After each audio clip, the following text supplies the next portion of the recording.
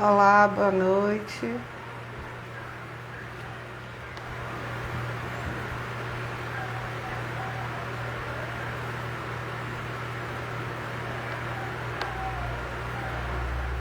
Vamos aguardar as pessoas entrarem.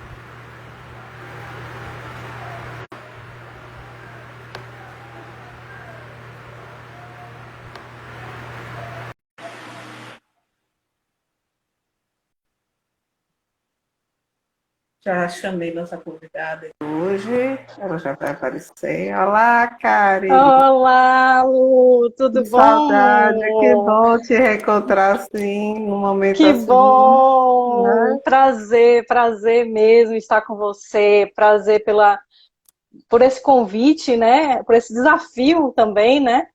E muito Ah, vai feliz você que dar conta. seu canal tem trazido pessoas muito ilustres. Eu estou me sentindo muito honrada. Que bom, estou muito feliz. A Deixa eu ideia, organizar aqui meu. fique tranquilo. Fala lá, Lu, diga lá. A ideia é essa, a gente conseguir trazer pessoas que venham com conteúdo, mas que a gente saia um pouco do juridiquês, né? Que o Sim, juridiquês sim. para a gente conseguir atingir um público maior, com mais pessoas, Aham. né? Eu Que estou ajustando entendam, ainda a câmera. fique Uhum. tranquilo, e que consigam entender um pouco dos direitos e deveres deles, né? Nós somos constitucionalistas, né, de alguma forma. A É gente se verdade. identificou nesse ponto. É Então, eu verdade. acho muito importante. Inclusive, no canal do YouTube, está Sim, disponível. Eu estou começando a ler a Constituição. Eu estou fazendo vídeos da leitura da Constituição. Eu já fiz eu alguns vi, vídeos. Você eu viu? vi. Uhum, Pronto. Eu estou muito legal esse projeto. fazendo e vou ler toda, né? A Constituição, explicando na medida do possível algumas coisas ou outras que estejam Uhum, com a linguagem muito técnica e eu vou explicando. sim, Mas, assim, eu comecei, é um desafio para mim também, muito grande. Mas uhum, esse canal também, da Advocacia à Ponta, é um desafio muito grande. Mas que eu estou muito feliz. Está que encontrando legal. gente muito legal. É verdade. Pois então, Lu, tá? O pessoal tá entrando aí, né? Que bom, tô vendo muita gente É, muita reconhecida. gente. Obrigada, gente, pela presença. Obrigada por vocês estarem aqui nos ouvindo, né? Esse momento. E, Sim. Lu, assim, sobre a questão da leitura da Constituição, vai ser uma coisa bem interessante, porque a gente vai tratar de vários artigos hoje aqui. Eu quero tratar de vários artigos com você, viu? Bora lá. Inclusive, eu E se já eu falar, quero. e se eu falar juridiquês, você me puxa, porque a gente vai longe, né? Pode deixar. Pode deixar. Pode deixar. Data vênia, eu Data intervenho. vênia, né, colega? Eu intervenho. Tá Mas vamos lá, certo. vamos começar. Eu queria primeiro avisar todo mundo que, como é um tema extenso, talvez a gente use mais de 1 hora de live. Então, se acontecer a necessidade, a gente finaliza e reinicia, né? A segunda parte. Tá certo, Primeiro, tá para as certo. pessoas terem esse conhecimento. Segundo, o nosso tema, né? Uhum. Que é muito importante, que é o limite das ações do poder público na pandemia. Né? E a gente vai Isso. falar sobre a Lei 13.979 de 2020, que é Uhum. uma lei Deixa eu lembrar. polêmica em muitos pontos, e a gente tem algumas coisinhas para discutir sobre ela, Uhum. né? E eu vou te apresentar agora para todo mundo. Eu te Tá conheço certo. e vou te apresentar. Nossa Uhum. convidada querida de hoje é Karina Rocha Seabra, que foi minha colega de escola e que eu estou muito feliz que eu reencontrei através desse projeto. E hoje ela se Uhum. encontra formada em Direito pela UFBA, pós-graduada em Direito Constitucional, né? Eu gosto muito também da área, e advogada da União desde Sim. 2006. Então, vamos ter uma live muito produtiva, com certeza. Sem mais delongas, amiga, pode começar. Tá Fique à certo, Lu. vontade. Obrigada. Obrigada. Bom, antes eu queria primeiro falar de dois pontos assim a nível de introdução. Primeiro que direito, que eu estou vendo que tem muitas pessoas aqui, inclusive a sua ideia não é só falar para juristas, né? Então é bom a Sim, gente esclarecer que direito não é uma matéria como matemática, não é 2 e 2 igual a 4. Direito tem muitos posicionamentos, então os posicionamentos que eu vou trazer aqui não significa que de repente, o posicionamento que vai prevalecer na jurisprudência. o posicionamento que as decisões judiciais, né, vão ser dessa forma. E um posicionamento mais para reflexão da gente sobre o assunto, sobre esse assunto é o que a gente está vivendo hoje, né? A situação que a gente está vivendo hoje, sobre os decretos, né, das autoridades locais, dos governadores e prefeitos.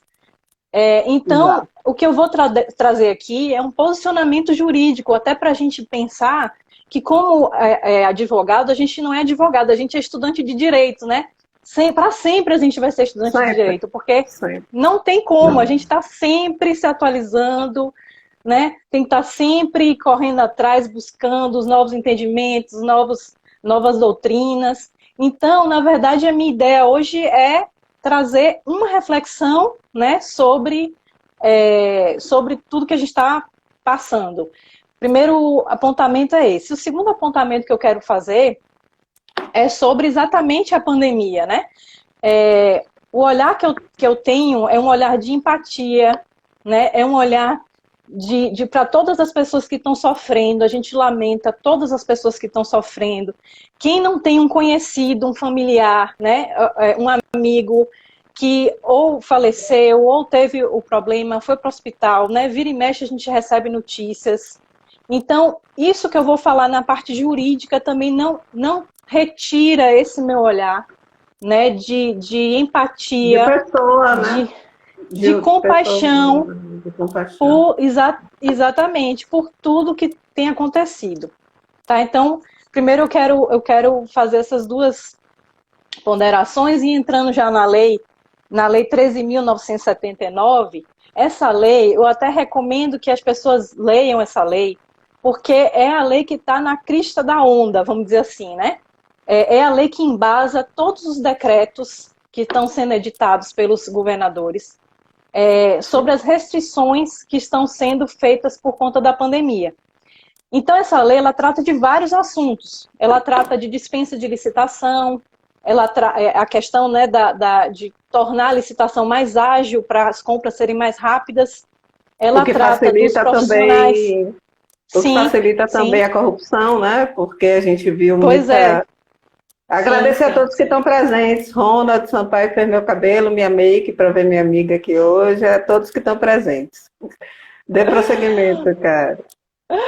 Pronto. Então, isso que acontece, né? Ela trata de vários assuntos, né? Mas o que eu quero me ater mais é o artigo 3º. O artigo 3º é o artigo que traz algumas restrições que estão previstas na lei expressamente, que são possíveis que as autoridades elas utilizem nessas restrições, como, por exemplo, isolamento, a quarentena. Só para explicar para o pessoal que isolamento, pela lei, né, pelo artigo 2º da lei, isolamento é apenas separação de pessoas e coisas contaminadas. Então, quando a gente usa a palavra isolamento, que na imprensa sai assim em qualquer sentido, mas na lei a palavra isolamento tem esse sentido de separação de pessoas e coisas contaminadas. E quarentena, pela lei, seria separação de pessoas ou coisas, ele fala até em containers, né? Animais suspeitos de contaminação. Então, eu vi animais e a gente, pelo que eu vi falar, a gente vê que os animais eles não se contaminam, né? Pois mas como a lei de fevereiro de 2000, e ainda não tinha muito bem esse esclarecimento, e aí tem isso, né? Tem a questão dos postais também, né? Tudo isso. Então, isolamento é separação de pessoas ou coisas contaminadas. Então, se você fala assim, uma pessoa vai ficar isolada, ela necessariamente pela lei são as que estão contaminadas, tá? E quarentenas que estão com suspeita de contaminação, tá? Mas aí tem vários incisos que eu não vou ler aqui, mas eu falo para as pessoas em casa lerem. Mas o artigo 3º, ele deixa em aberto para que seja possibilitado também para o poder público. Eu vou usar a palavra poder público aqui, para quem não está muito familiarizado com a nossa linguagem, Poder público, eu vou usar com o mesmo sentido de ente federativo, né? Não vamos entrar nessas minúcias aqui, tá? Então, eu vou usar com esse mesmo entendimento, né? Então, assim, o poder público, ele pode editar medidas, né? Tanto essas que estão previstas na lei, nesse artigo 3º, como outras, porque o próprio artigo 3º, ele deixa em aberto. Ele fala, entre outras, né? Ele fala assim, para enfrentamento da emergência no âmbito das suas competências, podem ser adotadas as seguintes medidas, dentre outras. Então, fica em aberto para outras serem adotadas. Mas aí você se pergunta, qualquer pessoa vai se perguntar, que outras medidas podem ser adotadas? Qualquer medidas? Não, né? Não, porque justamente pelo lado que a gente conhece, né, do direito constitucional. E aí a gente tem que dizer também... Cláusulas pétreas, né? Nossas cláusulas de pedra. Uhum. Sim, sim, sim. E aí a gente entra nessa área do direito constitucional. O que seria? Os decretos, eles têm que estar embasados na lei, todos esses decretos, e a lei tem que estar embasada na Constituição, certo? E os decretos, por sua vez, também tem que estar embasados na Constituição, a nossa famosa pirâmide de Kelsey, que todo estudante de primeiro semestre já dá de cara com a pirâmide. Pois é. Não é? Mas é isso. Então, o decreto, ele não pode contrariar a Constituição. Então, isso é uma coisa pacífica, que não tem discussão sobre isso, tá? Então, o que acontece? A gente tem várias medidas que estão sendo tomadas, né?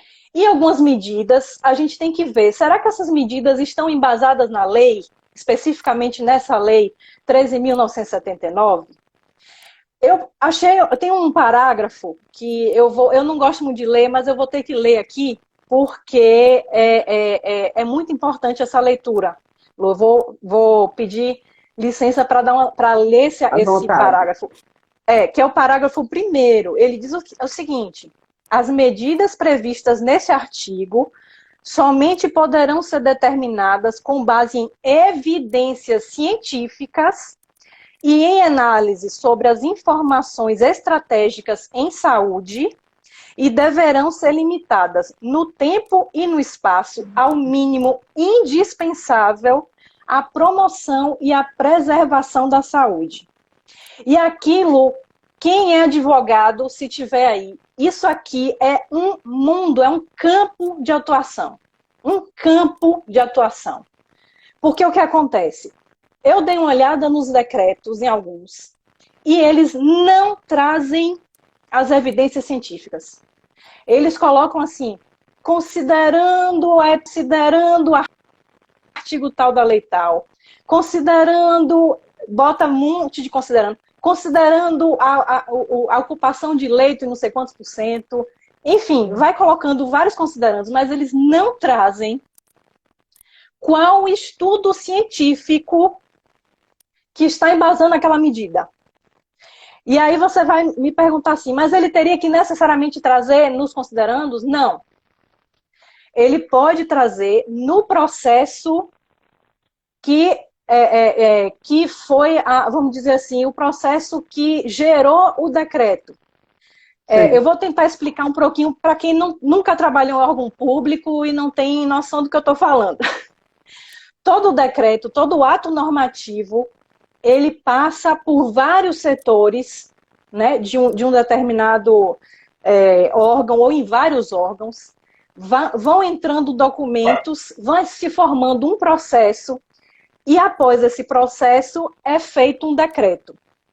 Após feito o decreto, a autoridade, né, máxima vai assinar, pode ser o governador, o prefeito ou até o presidente, também ocorre dessa forma, às vezes passando por vários ministérios, vai assinar o decreto e esse decreto vai ser publicado. Uma vez publicado, ele é vinculante, vamos dizer assim, ele é vigente, né? Ele é obrigatório, né? Vamos dizer assim.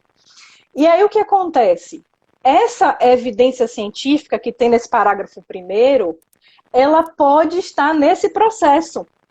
e não necessariamente nos considerando do decreto, certo? Então, aí o advogado vai falar assim, né, ou a pessoa que está me ouvindo, mas como é que eu vou saber, né, qual é o documento científico que a autoridade está se embasando para tomar essas medidas? E aí eu vou dar um pulo do gato aqui. Existe uma lei chamada Lei de Acesso à Informação, também chamada de LAI, que ela é obrigatória em todos os órgãos. Se você for em qualquer site qualquer site oficial, você vai lá, no fim da página do site, sempre tem lá, Lei de Acesso à Informação. Esse link, normalmente, vai te levar para a Secretaria de Comunicação ou para algum órgão que cuida, algum órgão de ouvidoria que cuida da Lei de Acesso à Informação. E o que acontece na Lei de Acesso à Informação? Qualquer cidadão, não precisa ser advogado, tá, gente? Não precisa ser advogado. Qualquer cidadão pode se valer da Lei de Acesso à Informação. Aqui, ó, a LAI. Qualquer advogado pode ser, qualquer pessoa, né? Qualquer cidadão pode se valer dessa lei e pedir ao poder público, né? Ao órgão, aquela informação. Então, por exemplo, se eu sou advogado de uma empresa e a minha empresa está fechada, e o meu cliente a empresa do meu cliente está fechada, e eu quero entrar na justiça, eu como advogada, eu sou advogada pública, eu não posso advogar, né, privadamente. Mas os advogados que tem aí, que eu sei que tem muitos que já passaram aí, que eu vi alguns, vou dar essa dica aqui, se vocês não pensaram nisso. Vocês podem entrar com a LAI, e até o cidadão também pode entrar, e pedir, olha, eu quero ver o processo de elaboração do decreto tal, certo? E o poder público tem 20 dias para lhe oferecer essa informação. Ele tem que obrigatoriamente lhe oferecer essa informação, a não ser que haja algum tipo de sigilo. E aí também tem que haver como é que eu posso dizer, alguma justificativa, né? Ele não pode se recusar simplesmente. Foi um instrumento muito importante para a cidadania, que na verdade, Lu, pensando assim sobre o que eu ia falar com você aqui, eu acho que a gente está exercendo a nossa cidadania com essa live. É dizer para as pessoas muitos instrumentos que estão aí, tá? Muita gente fala assim, meu Deus, aconteceu isso, como é que pode o decreto falar isso, não sei o quê. Gente, a gente pode exercer nossa cidadania, os instrumentos estão aí, sabe? Então, assim, a LAI é um instrumento de cidadania muito interessante, porque a pessoa, de onde veio esse decreto? De onde veio? Cadê a evidência científica que embasa essa restrição? Né? Por exemplo, tem lugares que está tendo, como é que se diz, prateleira de supermercado que foi coberta. E a pessoa não pode comprar por causa da pandemia, aí você fala assim, gente, cadê a evidência científica disso? A lei prevê que é necessária a evidência científica. A lei prevê. Então, a pessoa pode correr atrás para buscar o que o poder público entendeu como evidência científica para fazer essa medida. Né? E aí, uma vez que ele não lhe fornece isso, você pode ingressar em juízo, né? Enfim, com habeas corpus, que muita gente está entrando com habeas corpus também, né? Preventivo, ou empresas entrarem com mandado de segurança, até mandado de segurança coletivo também, para, vamos dizer assim, questionar essa medida. Né? Ação civil pública, ação popular, aí o céu é o limite, né? Tem muita coisa judicial que pode ser feita nesse sentido. Então, eu acho que esse é um pulo do gato, um calcanhar de Aquiles, que é bem interessante das pessoas explorarem. Importantíssimo. E a intenção nossa aqui é justamente politizar, né? Trazer para as pessoas informação. E essa informação é importantíssima, seja conhecida. Pois é. Porque no nosso país não tem educação, né? Então, quanto menos educação, agora mais do que nunca, menos né? conhecimento. Agora mais do que nunca. Então, o que acontece? Então, uma distinção só que eu queria fazer é que muita gente pode achar que a evidência científica seria a nota técnica do próprio órgão. Particularmente, eu acho que essa interpretação não pode vigorar.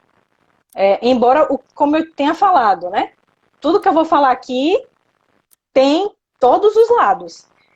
Sim. Mas por que eu acho que não pode vigorar esse entendimento? Porque o artigo, o parágrafo 1º do artigo 3º, ele fala evidências científicas e análise sobre informações estratégicas em saúde.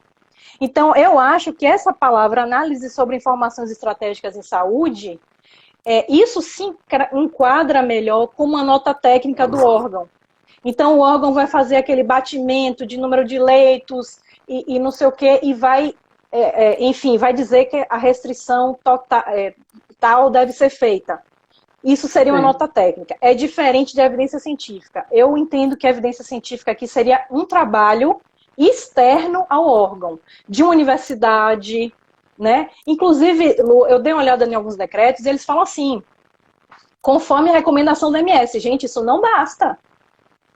O poder público tem que trazer, cadê o documento da OMS que está referendando isso? Você dizer que é só recomendação da OMS, gente, não tem condições. Você tem que trazer, é seriedade, você está mexendo com a vida das pessoas de forma muito grave.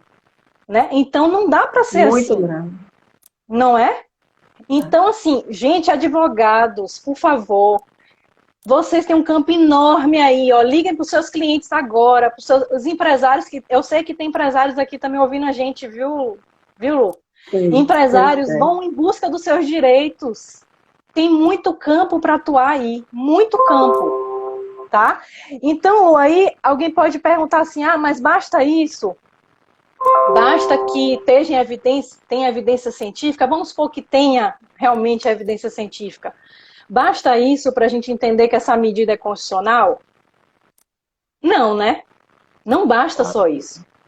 Não basta. Além disso, todo ato do poder público, ele, como eu falei no começo, ele tem que estar embasado na nossa Constituição. E aí eu digo aqui, a gente gosta ou não da nossa Constituição, a gente gosta ou não dela, é o que temos para hoje, entendeu? Porque, assim, a Constituição, ela é remendada, né? Ela tem uma série de falhas. Ela tem a questão da reserva do possível, que eu não vou nem falar sobre isso aqui. Mas... Dá uma live toda, só isso dá uma live. Dá uma live. Mas é o que temos. E o que eu acho de mais importante na nossa Constituição é justamente, como você falou, as cláusulas pétreas, que é o artigo 5º. Gente, o artigo 5º, ele é quase repetido em todas as constituições, inclusive no mundo. É muito repetido esse artigo 5º, esses direitos individuais, né? Também chamados de direitos de primeira geração. Então, eles são básicos, eles são, assim, o mínimo necessário para a sobrevivência. Então, esses artigos, eles têm que ser sempre respeitados. Mas eu vou chegar neles. Antes disso, eu queria falar de outro artigo da Constituição, Lu, e acho que travou. Voltou. Agora, não, voltou? Voltou. Voltou? Pronto. Então, Lu, antes de falar do artigo 5º, que eu queria ressaltar alguns artigos mais para frente, eu queria falar sobre os princípios da administração pública. Porque o que acontece? Esse decreto, vamos acompanhando o raciocínio, que a história é longa, viu, gente?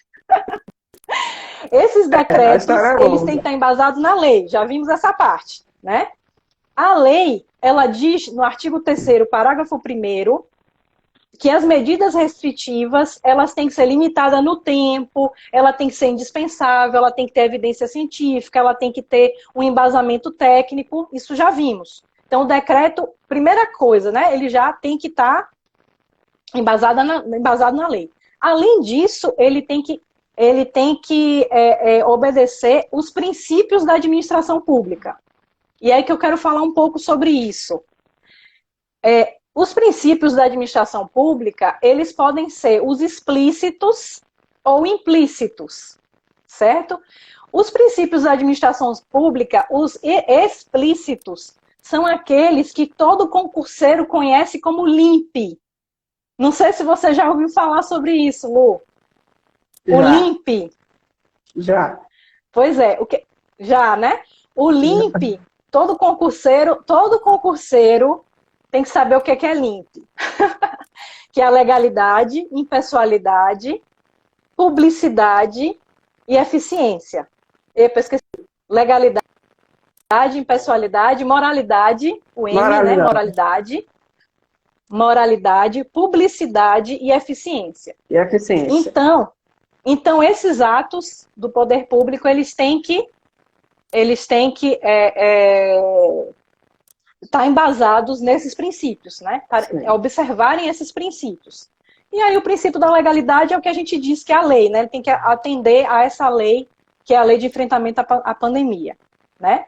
Mas em relação ao princípio implícito, um princípio implícito que eu queria conversar, que é muito importante para a gente fazer análise desses casos, é o princípio da proporcionalidade. O princípio da proporcionalidade, eu vou falar um coisa. Eu vou falar um pouquinho aqui teórico, mas daqui a pouco a gente chega nos exemplos, vai ficar um pouquinho mais claro, tá? Então, o princípio da proporcionalidade, ele tem que atender 3 requisitos, que é a adequação, a necessidade e a proporcionalidade estrito sensu. O que seria necessidade? A necessidade é o seguinte: o ato do poder público, adequação. Primeiro, a adequação. O ato do poder público, ele tem que ser adequado ao fim que ele quer atingir, certo? Ele tem que ser adequado àquele resultado que ele quer atingir. Aí é o primeiro requisito, adequação. Segundo requisito, necessidade. Necessidade significa que aquele ato do poder público, e aqui a gente está dentro do princípio da proporcionalidade, tá, gente? Pensa num quadro negro que eu escrevi princípio da proporcionalidade, e aí tem esses 3 pontos, esses 3 requisitos. Então, adequação é o resultado tem que ser adequado. Segundo, necessidade, que é o meio que eu estou usando para atingir aquele fim, é o meio menos gravoso, tá? E o terceiro é o princípio da proporcionalidade estrito sensu ou propriamente dito, que significa, sopesando os custos e benefícios do meu ato, esse ato, ele atende à proporcionalidade estrito sensu. Deu para entender, Lu, que é um pouquinho difícil de explicar assim, para quem não está na área, mas o princípio da proporcionalidade, ele tem que atender esses 3 requisitos, né? Isso. Então, Doutora Rajane Barradas, aqui também, ela falou sobre a prevalência do interesse público sobre o privado, que é também uma coisa bem, né, relevante. Sim. É um princípio também da administração pública, esse é um princípio também da administração pública, tá?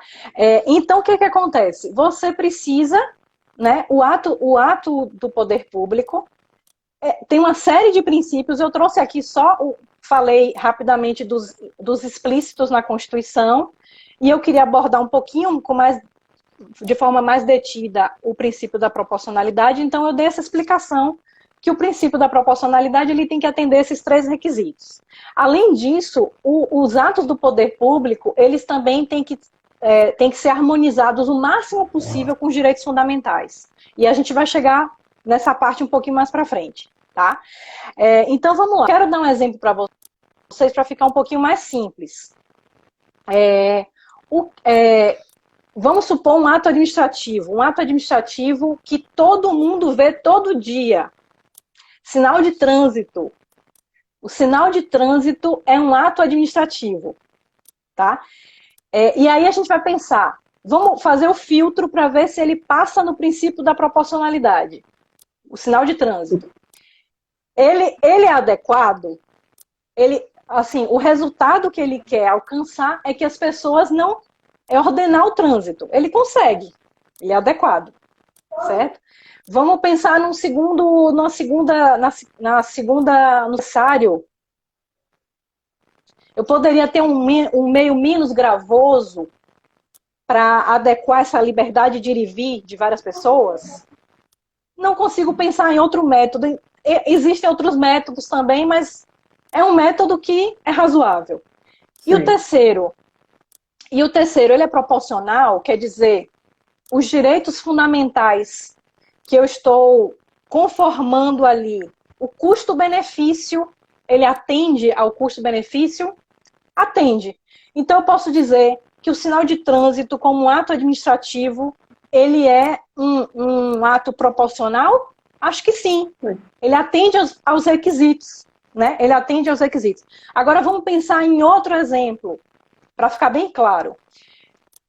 Um prefeito, ele tem uma ponte na sua cidade que leva a outra cidade, e essa ponte está tendo muito problema de trânsito nessa ponte, muito acidente de trânsito, está morrendo gente, está tendo muita complicação. E aí ele reúne todos os seus assessores e um deles tem uma ideia genial, que vai resolver o problema 100%. Esse assessor, ele diz para o prefeito implodir a ponte. Implode a ponte, prefeito, e resolve 100% o problema. E aí o prefeito implode a ponte porque realmente resolveu 100% o problema.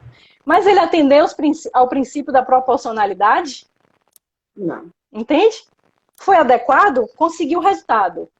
Foi necessário? Não, ele poderia ter tido outros meios menos gravosos para a população. O custo-benefício disso, péssimo, ele gastou dinheiro para fazer a ponte e implodiu a ponte. Entende? Então a gente pode entender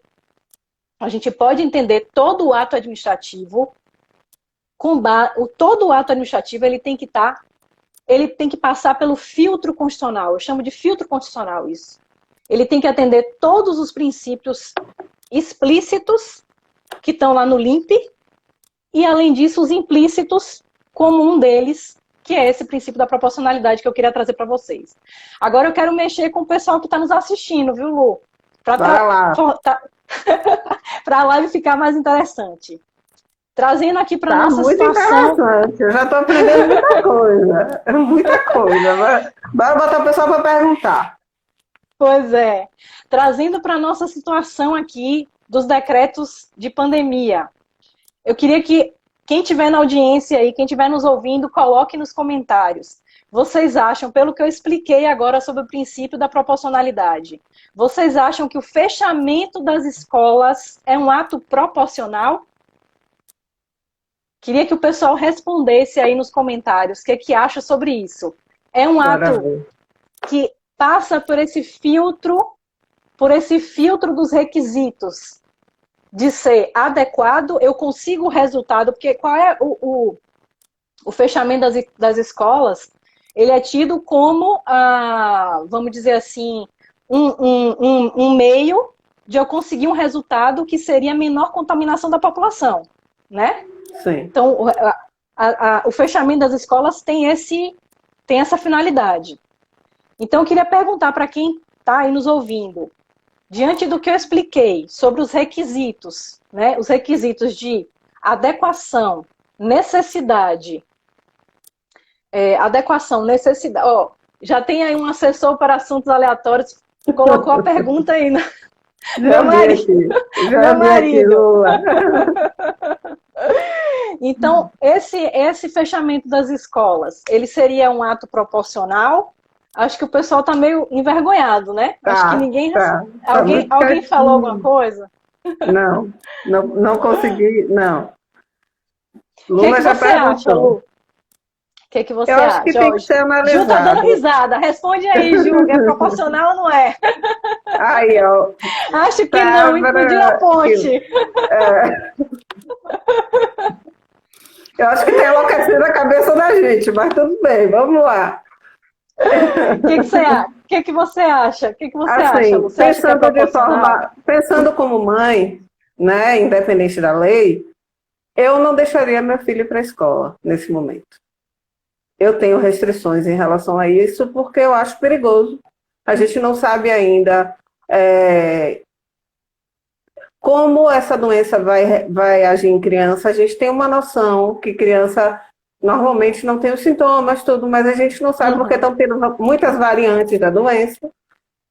Eles serão crianças com adultos e crianças que não têm também, dependendo do nível da educação, se for educação infantil ou não, crianças que não têm ainda a capacidade de usar máscara, de passar o álcool gel, de ter essa consciência, de não se abraçar. Né? As crianças, Sim. elas têm essa dificuldade. Então, o meu filho vai fazer 9 anos. Né? Ele estuda no Vieira, onde a gente estudou, que tem muita gente. Então, se tivesse a opção, ele hoje está tendo as aulas online, não é fácil, nem para ele, nem para mim. Eu também estou tendo aula online na faculdade, não é fácil. Mas, assim, eu penso que hoje se eu tivesse a opção como eu tenho hoje, eu não permitiria que ele fosse, porque eu tenho muito receio. A gente está vendo muita morte, né? E essa doença, a gente não tem conhecimento dela. A gente está vivendo ao tempo que a gente vai conhecendo, né? Sim, sim. Eu acho o seguinte, eu acho que uma coisa é a decisão individual da mãe, tá? A decisão individual da mãe e na verdade, da família, no caso, né? A decisão individual da família é importantíssimo e tem que ser respeitado, como você falou, né? Se eu não me sinto segura, o ideal é que a escola, ela apresente, ela tem essa opção do híbrido, né? Enfim, do físico e do online, tá? Agora, eu acho que como política pública, a não ser que haja uma justificativa muito forte, eu acho que não é proporcional. Porque é o seguinte, se você for no site da Sociedade Brasileira de Pediatria, e eu tive essa curiosidade de dar uma olhada lá, ele traz, assim, 30 notas de alerta sobre várias coisas que estão acontecendo com as crianças, sabe? Tem nota de alerta sobre queimadura, nota de alerta sobre piscina, no caso como é que se diz? E o aumento da violência, né, que está acontecendo. O aumento da violência doméstica está muito grande. Sim. Que você o psicológico das pessoas está muito abalado, muito abalado. O psicológico, o tempo de aprendizagem, porque a criança tem um tempo ótimo de aprendizagem, por exemplo, tem um tempo ótimo de alfabetização, passou aquele tempo, na alfabetização não vai ser a mesma. Tem muita criança que não vai se adaptar ao online, né? E além disso, mais grave que isso, que eu acho, é a questão das crianças que não têm computador, porque a gente está pensando aqui em classe média, mas assim, essa medida está sendo válida para a escola pública também. E na escola pública, as crianças estão sem estudar, as crianças estão na rua. As crianças estão, sabe lá Deus com quem, porque a mãe às vezes tem que trabalhar. E disso, ainda tem as refeições que eram dadas nas escolas, que as crianças às vezes, né? Isso era uma coisa também que fortalecia, né? Para a criança ir para a escola, por conta da refeição. Sim. Isso é como a gente diz, o direito é a arte do depende, né? Então, assim, do depende. A gente nunca tem uma... Do depende. Não tem, então, assim, a minha opinião é o seguinte, aqui o assunto é polêmico mesmo, viu? Vai ter gente que vai achar que é proporcional, vai ter gente que vai achar que não é. Mas, assim, a minha opinião é o seguinte, ele é adequado ao resultado pelo que a gente vê e pela própria Sociedade Brasileira de Pediatria diz, não é adequado porque, assim, o resultado que você alcança em termos de número de leitos, de contaminação é muito pequeno. Né? Inclusive, a Unicef recomendou em janeiro a abertura das escolas com muitos protocolos de segurança. Então, a adequação eu acho que já não cumpre, que seria o primeiro. Mas ainda que você entenda que a adequação cumpre. O segundo, que seria a necessidade. Você teria meios menos gravosos diante dessa miríade de problemas, essa avalanche de problemas que as crianças vão ter. Você teria outros meios, mexer nos transportes públicos, né? Outras coisas que você poderia fazer. A gente vai entrar também, Lu, você falou que a gente vai ter 2 horas. Eu queria também falar sobre... Eu queria falar também um pouquinho sobre as políticas públicas, né? Então, assim, o poder público, ele poderia ter outros instrumentos para chegar a esse mesmo fim, né? a meu ver, ele teria outros instrumentos mais adequados. Alguém colocou aí que seria implodir a ponte. Eu acho que é isso. Principalmente em relação às crianças humildes, que estão sem estudar. Ou seja, o artigo 205 da Constituição, todos têm direito à educação. Já era. Essas crianças, por mais que elas entrem ano que vem, ou sei lá, Deus, quando abram as escolas de volta, elas já estão em defasagem imensa. Sim. Em relação às crianças que mesmo online estão estudando. Vai afetar uma geração inteira. Vai afetar uma geração inteira dessas crianças. Não tem outra. Eu não vejo como outra. Sim, e se fala, inclusive, em problemas, inclusive, lá na frente, de produtividade. Produtividade mesmo, mão de obra. Porque elas vão atrasar para chegar no mercado de trabalho, e aí você vai ter um vácuo em que vai ter gente se aposentando. A Previdência, vai ter uma questão de Previdência aí também. Vai ter porque você não vai ter o pessoal entrando no mercado de trabalho no tempo que eles deveriam entrar. E gente se aposentando no tempo que se aposentaria normalmente. Então você vai ter um vácuo. Então, assim, é tanto problema, é uma bola de neve tão grande a longo que eu prazo acho que não está se longo pensando. Prazo. Sim, a longo prazo. Que eu acho particularmente muito, isso me preocupa demais. Assim, eu, por exemplo, que estou estudando online, não é igual, não é a mesma coisa. Não é. Mas não eu consigo de alguma forma, né, por ter mais idade, por ter consciência de tudo, a gente consegue aproveitar mais. Mas a criança, ela não aproveita. Hoje mesmo eu decidi que eu ia ficar com ele, com meu filho, durante as aulas. Porque quando a gente não está junto, eles se dispersam muito fácil. Sim, muito tem rápido.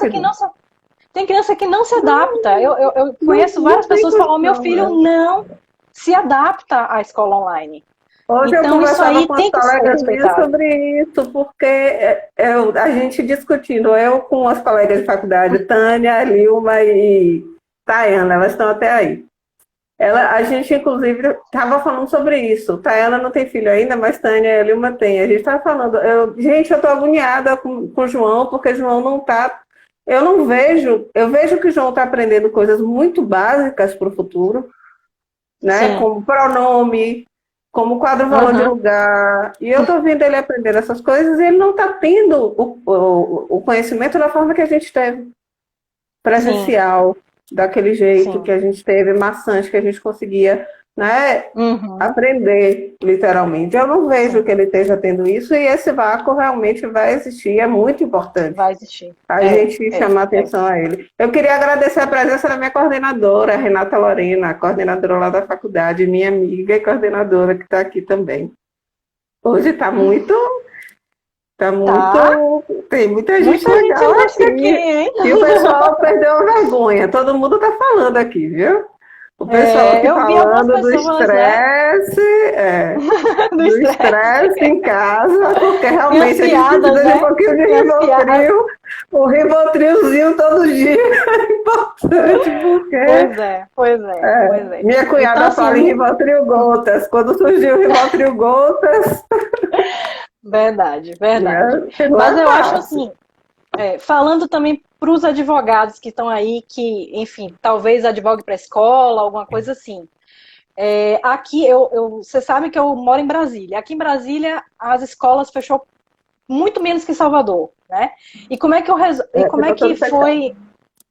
Não, Salvador não abriu, fechou e nunca mais abriu. Aqui em Brasília, ela fechou, acho que 5 meses, e reabriu, e depois, quando teve o pico, fechou 1 semana, e agora reabriu, né? E aí o que acontece? O que aconteceu aqui em termos processuais, né?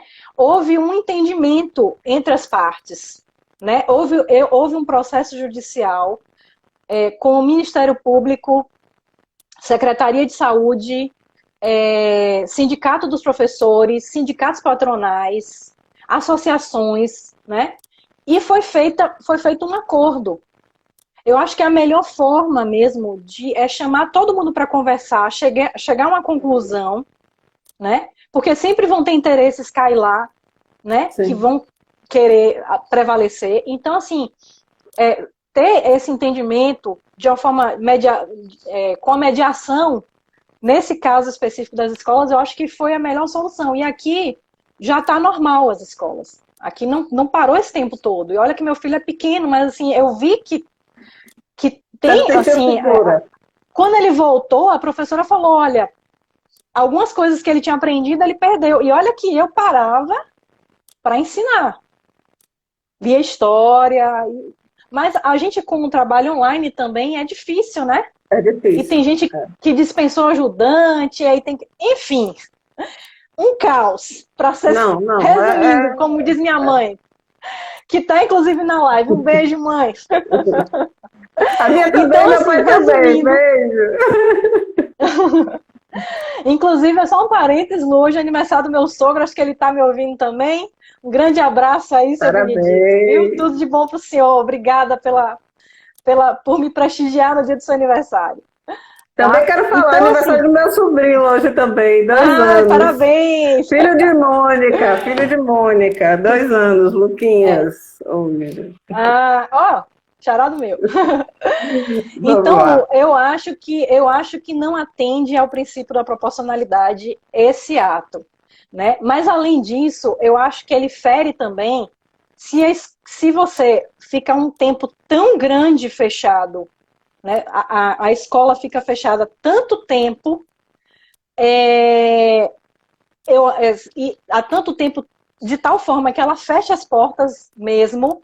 Eu acho que, além disso, você está ferindo o artigo 170 da Constituição, que fala da ordem econômica, e aí eu vou entrar um pouco nele depois também, falar do artigo 5º e falar desse artigo 170, que é da atividade econômica, é você inviabilizar uma atividade econômica. O poder público não pode inviabilizar uma atividade econômica lícita. Tá? Então, se o tempo de restrição é tão grande, isso vale para a escola e qualquer outro estabelecimento, tá, gente? E aqui, voltando ao parêntese, eu estou dando uma reflexão como estudante de direito, tá? Podem ter outras opiniões, mas eu acho que se você inviabiliza uma atividade econômica lícita, com a restrição do poder público, você está fim de morte o artigo 170, que é o artigo que fala da ordem econômica e social. Tá? E aí, Lu, vamos para uma outra coisa polêmica, que é o toque de recolher e o lockdown. Ave Maria. Polêmico demais. Polêmico. Não sei se é tão polêmico, não, mas vamos lá, né? Aqui a gente está com o toque de recolher às 18, né? Acho que aqui 17 também. horas ou 18 horas, não sei direito. Como eu estou em casa, então eu não sei exatamente o horário qual é. Mas a gente tem o toque de recolher. Eu sei que de manhã é a partir das 5. Você só pode sair de casa a partir das 5. E aquilo, eu volto a tudo que eu falei desde o começo da live, né? Que todas as medidas elas têm que estar embasadas na Lei 13.979. Essa medida ela não está na Lei 13.979. Essa medida não está expressamente lá. Do toque de recolher do lockdown, nenhum dos dois. Nem fechamento de comércio, nem essa palavra tem na lei. Não, só tem a quarentena. Só tem a quarentena, que na verdade já explicou que é no início da live. Isso, que seria uma restrição para pessoas ou coisas que têm suspeita de contaminação, né? Então, ela não está expressamente. Mas aí, quem estava atento vai se lembrar que eu disse que no artigo 3º da Lei 13.979, ele diz que podem ser tomadas outras medidas, não apenas aquelas listadas ali no artigo 3º. Apenas tem que essas medidas, se for tomada uma medida que não esteja ali elencada, e as elencadas também, precisam atender ao parágrafo 1º. A gente está voltando ao começo da live aqui, para quem chegou depois. Eu vi que teve gente que chegou depois. Então, o parágrafo 1º do artigo 3º, ele diz que você precisa de evidência científica para qualquer medida de restrição. E o poder público precisa apresentar essa evidência científica, seja no considerando do decreto, seja no processo administrativo que respaldou o decreto. Em algum lugar ele tem que indicar qual estudo científico, de onde, de que livro, de que, enfim, de que órgão, de que instituição partiu, que eu restringindo isso aqui, eu chego nesse resultado aqui. Sim. Tá? Beleza. Agora, mesmo que você tenha tudo isso, como eu falei lá em cima, um pouco antes, você precisa também atender a todos os princípios constitucionais, principalmente os princípios do artigo 37, que é o LIMP, né? E, além desse, o princípio da proporcionalidade, que a gente conversou um pouquinho mais. Então, a gente voltou um pouquinho para avançar um pouquinho, tá?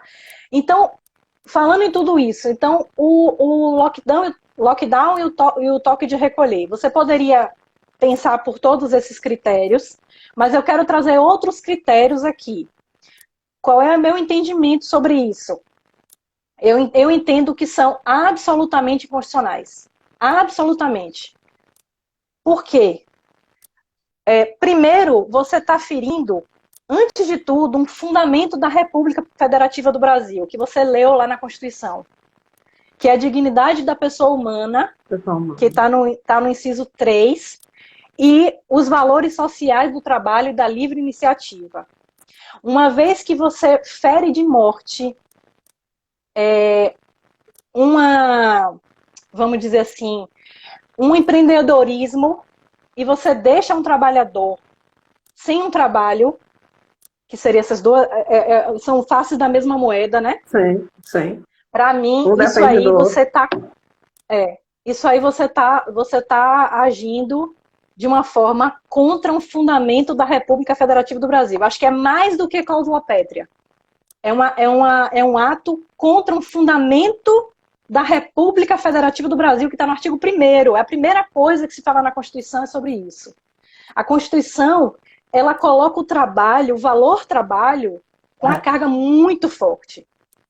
Né? Ele fala da soberania, que também é uma carga muito forte. É o princípio geral, vamos dizer assim, que só somos Brasil porque, né, somos um país com língua, com cultura, né? E depois ele vai elencando. Um deles, a dignidade da pessoa humana, se você deixa uma pessoa por um ato do poder público sem subsistência, né? E todos os atos que a gente tem visto aí, né, de pessoas sendo algemadas. Por isso que eu até perguntei, né, naquela outra live sobre direito penal. Isso, professora Isabela, eu vi. A meu ver, você está ferindo a dignidade da pessoa humana. Então, não, a meu ver, tá, gente? Não pode de forma alguma. Aí o outro artigo é o 170, né, que já falamos, que é, na verdade, valores sociais do trabalho e da livre iniciativa se ligam a esse artigo 170, que trata da ordem econômica. Quer dizer, no Brasil, a ordem econômica ela é fundada em 2 pilares, que são esses 2, valorização do trabalho humano e na livre iniciativa, que tem por fim assegurar a todos a existência digna. Isso é o que está exatamente escrito no artigo e mais algumas coisas. Tá? Seria então, perfeito se realmente fosse efetivo, né? E não é efetivo. Pois é. Então, quando eu tenho esses 2 pilares e digo que esses 2 pilares asseguram a todos a existência digna, eu quero dizer que não basta você dar uma subsistência para a pessoa.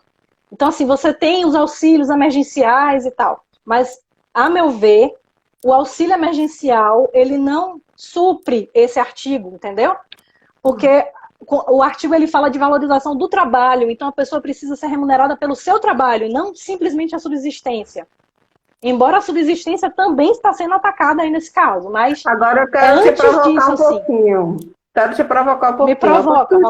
A Constituição também, ela diz que nós temos direito à saúde pública e a sermos assistidos por ela. E hoje a gente está vendo gente morrendo por falta de UTI, por falta de remédio, por falta de oxigênio. E aí, esse outro lado também, aí que, né, na verdade, não se sabe como agir, porque se precisa dar como chama a imunização de rebanho, a gente não tem vacina suficiente para fazer essa imunização de rebanho para poder conseguir retornar, né, as atividades normalmente, sem aumentar tanto o nível, porque está muito alto. Está absurdamente alta a quantidade de pessoas Lu, que estão eu te respondo o ativa. seguinte, algumas cidades conseguiram equalizar esses princípios. Algumas cidades conseguiram harmonizar esses princípios. O gestor, ele precisa ser criativo, Sim. sabe? Ele tem que, como eu falei da ponte, ele precisa ser criativo para achar as melhores soluções com o menor custo possível e com o menor custo em termos de direitos fundamentais possível, o menor custo em dinheiro e mais do que isso, menor custo em direitos fundamentais. Então, tem cidades que estão conseguindo fazer, como é que se diz, convênio com empresário, enfim, estão se virando de alguma forma e estão conseguindo reduzir os níveis de contaminação. Então, o que eu acho que é importante deixar claro, e como eu falei, que é difícil falar sobre esse tema, porque parece que a gente está sendo insensível. Mas eu quero deixar bem claro que eu não estou sendo insensível, eu só estou querendo trazer à luz que a nossa Constituição é muito preciosa, gente. Muito preciosa. E ela precisa ser respeitada. E ela precisa ser respeitada, sabe? E ela existe para isso, ela existe para situações de normalidade e para situações de anormalidade. De exceção, ela prevê as situações de exceção. Ela prevê as situações de exceção. Ela não prevê exatamente pandemia, por exemplo, não existe essa palavra na Constituição, né? Nem, acho que nem epidemia, se eu não me engano, essa palavra também não existe na Constituição. Você vai ler toda, você me diz se tem, mas eu acho que não. Eu acho que não tem. Mas, de qualquer jeito, nenhuma solução do poder público, por mais bem intencionado que ele esteja, não pode fugir da Constituição. E eu sou muito apegada à Constituição, como eu falei, eu sei que ela tem muitos erros, eu sei que ela tem muitos problemas, mas eu sou apegada porque é ela que nos segura enquanto sociedade, sabe? E o poder público, que ele vá ser criativo, vá buscar outros municípios que estão conseguindo reduzir aí. Tem municípios com níveis altíssimos, mas tem outros que conseguiram dar uma segurada. Então, tem que se ver. Eu não vou discutir aqui política pública, porque eu não tenho esse embasamento técnico para falar sobre isso, mas eu já li notícias de alguns municípios que estão conseguindo reduzir bem, que estão conseguindo equalizar a questão de contaminação, a questão de leitos e tudo mais, né? Inclusive, a gente está chegando. A gente está chegando em 1 hora. Vamos finalizar e recomeçar? Avisar todo mundo que a gente vai fechar e voltar, tá bom? A gente espera todo mundo de volta. Voltem que a gente precisa da audiência. Só um minutinho.